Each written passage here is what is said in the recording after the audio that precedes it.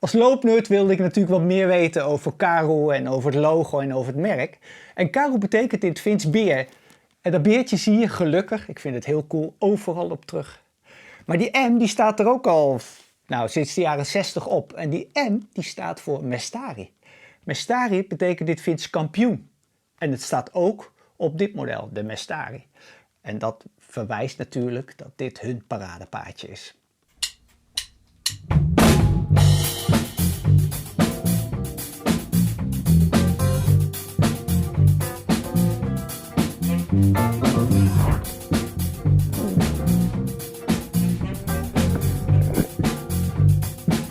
Vandaag ben ik de schoenen van Karoo aan het testen, de Mestari Run 2.0. Karoo is voor mij een heel interessant merk, omdat het een merk is waar ik vroeger regelmatig op heb gelopen. En daarna is er vrij lang weinig gebeurd bij het merk en nu zijn ze volledig terug. Zij hebben, ik zou het bijna missie kunnen noemen als ik naar deze schoenen kijk, om de hardloper weer te voorzien van hele betrouwbare, comfortabele, luxe trainingsschoen. Mijn eerste indruk van het lopen is dat die alles goed doet zonder uitblinkend te zijn. Wat ik wel heel erg duidelijk voel, en dat is zeer interessant wat mij betreft, is dat die zeer stabiel en zeker voelt.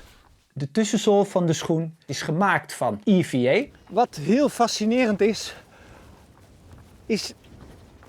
dat technisch al een paar jaar er met demping zoveel meer mogelijk is. En dat eigenlijk alle schoenen zo'n beetje gebruik maken van die techniek, die dampingstechniek. Daar ben ik eens ingedoken. Het EVA-schuim, dat is een vloeibare massa. Dan wordt stikstof onder hele hoge druk en hele hoge temperatuur op een soort kritiek moment ook vloeibaar. Dat wordt gemengd en dan wordt de druk verlaagd. En op het moment dat die druk verlaagd wordt, ontstaan die gasbelletjes perfect verdeeld in het schuim. En als die dan precies die veerkracht heeft bereikt, stoppen ze dat proces zo snel mogelijk af door koeling. Nou, de tussenzool van hardloopschoenen worden eigenlijk gemeten op twee manieren. De totale dikte van de zool, de stekheid, en het verschil tussen hak en voorvoet. Deze schoen heeft 34 mm demping onder de hak en 26 mm demping onder de voorvoet. De heel-to-toe drop, dus het verschil tussen hak en voorvoet, is 8 mm. Dus je hebt een 8 mm hogere hak dan de voorkant. Dat betekent dat iedereen, zowel een haklander, fijn op deze schoen kan lopen, iemand die op de hele voet landt, maar ook iemand die op zijn voorvoet landt. De hak zit daarbij niet in de weg. De stekheid is net iets lager dan wat concurrerende schoenen. Waarschijnlijk is dat ook de reden waarom ik heel duidelijk het gevoel met de ondergrond sterk heb. Dat de schoen niet sompig of lomp voelt, maar wel dempt. En ook dat effect van terugveren geeft.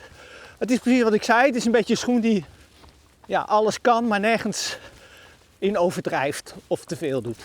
Het bovenwerk is gebreid, ideal knitted noemen ze het. En dat is eigenlijk het hele bovenwerk bestaat uit één stuk en ze kunnen dat deels bewerken. En dat betekent dat je in staat bent om boven ademend soepel te weven met de openingen en ademend vermogen.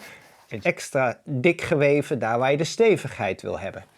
Dit bovenwerk is daarnaast nog eens een keer met een hele zachte lining aan de binnenkant bewerkt, waardoor het heel luxe voelt bij het instappen en waardoor die zijde zacht aanvoelt aan je voeten. Daarnaast zijn de verstevigingen aangebracht en met name de hielkap met de padding is ook nog eens extra mooi doorgestikt. En bij het instappen is het zo dat de hielkap over het algemeen heel mooi aansluit.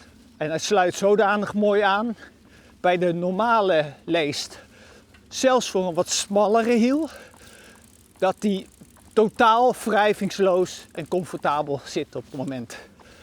Meteen erbij gezegd, het is zo dat als je hele brede hielen hebt, moet je even opletten dat die niet gaat knellen, want nogmaals, hij sluit vrij mooi aan. Dus zeg je, dat klinkt wel alsof die te smal is voor mij. Je kan hem ook in een brede versie uitproberen. Karoo bestaat al heel lang, is opgericht in 1916, Fins. Volgens mij was het eerste wat ze maakte wel al atletiek onderdelen, speren en discussen en kogels. En Karoo is eigenlijk een heel innovatief merk gebleken in die tijd. In de zin, zij hadden schoenen die verstevigd waren met de 3 strepen.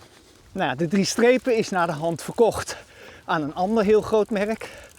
En het andere wat super interessant is dat het merk in 1977 voor het eerst als eerste merk naast het dempende materiaal air als demping heeft gebruikt. Die hebben dus een airkamertje gebouwd waar je op landde met een wat soort trampolineachtig materiaal.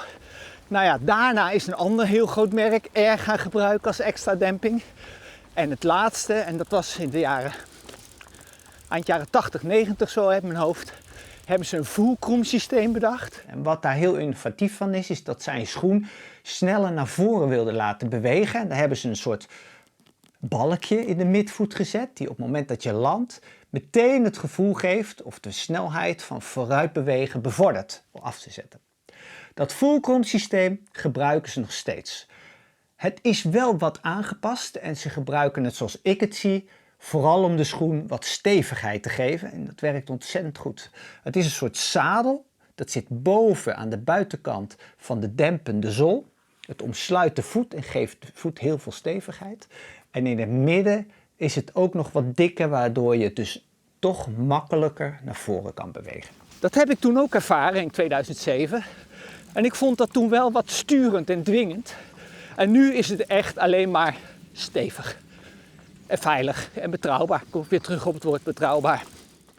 Waar je op moet letten is dat die fulcrum aan de binnenkant iets omhoog loopt en dat je voet daar niet op drukt.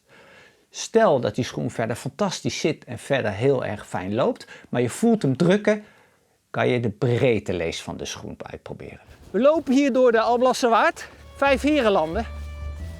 En wat het hier zo ontzettend mooi en uniek maakt, is niet alleen het landelijke en de weilanden die geweldig zijn, maar je ziet heel veel slootjes overal. Het is echt een ontzettend mooi gebied. Maar we hebben ook het voordeel dat we nu echt een uitzonderlijk mooie dag hebben.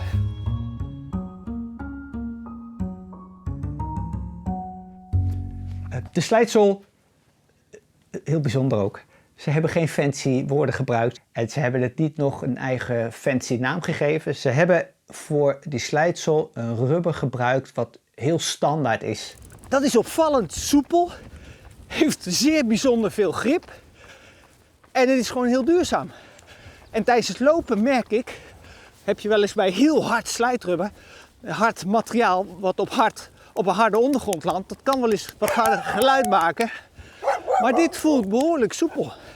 Aan de onderkant van de schoen zit een soort hard plaatje, een nylon plaatje. En die zorgt ervoor dat de schoen wat extra torsiestijfheid heeft. Er staat fulcrum op, maar het is niet het fulcrum systeem. Het is een verwijzing daarna, want het fulcrum systeem zit weer op die nylon plaat.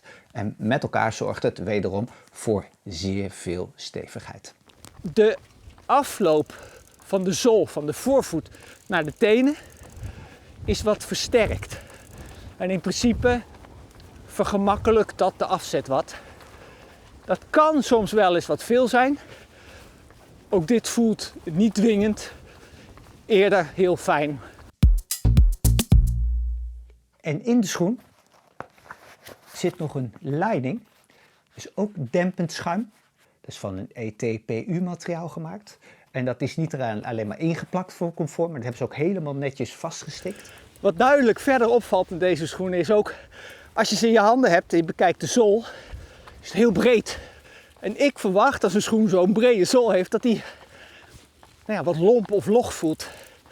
Nou, nogmaals tot mijn grote verrassing voel ik dat absoluut niet. De herenversie weegt 340 gram en de damesversie weegt 272 gram. En dat is net iets aan de zware kant. Maar ook dat voel ik aan mijn voeten niet. Hij beweegt soepel, hij loopt vrij licht voor een wat zwaardere trainingsschoen. De heel-to-toe drop van 8 mm is wel standaard. Ik wil nog wel even zeggen dat als je gewend bent op een hele dikke hak te lopen, schoenen waren altijd 12 mm hoger onder de hak dan de voorvoet. en je gaat naar een 8 mm heel-to-toe drop, dat geldt voor veel merken, dan moet je echt eventjes opletten dat je kuiten niet overbelast raken. En het andere is dat dat fulcrum materiaal nogmaals aan de binnenkant niet onder je voet moet drukken. En dan zou je een bredere lees kunnen proberen. Karel heeft wat mij betreft met de zool, fulcrum en met het bovenwerk een schoen gemaakt voor mensen die als ze willen lopen en verder geen boostpas willen, maar wel heel veel comfort, bescherming, demping zoeken. Maar vooral een schoen willen die niet wiebelt, geen gekke onverwachte dingen doet. En dit zou echt een schoen kunnen zijn die ze, nou ja, wat mij betreft, in ieder geval moeten uitproberen als ze de kans hebben. Want ik ben absoluut optimaal verrast door hoe deze schoen loopt en voelt.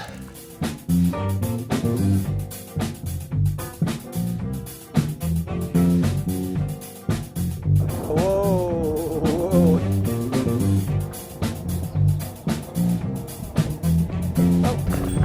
Wat we... Hallo. We letten niet op, sorry hoor. Hoi hoi. Oh, sorry mevrouw. Hardloopschoenen. Hey, vriendje. Die hebben bijvoorbeeld de 3 sterren. De 3 strepen. Sterren.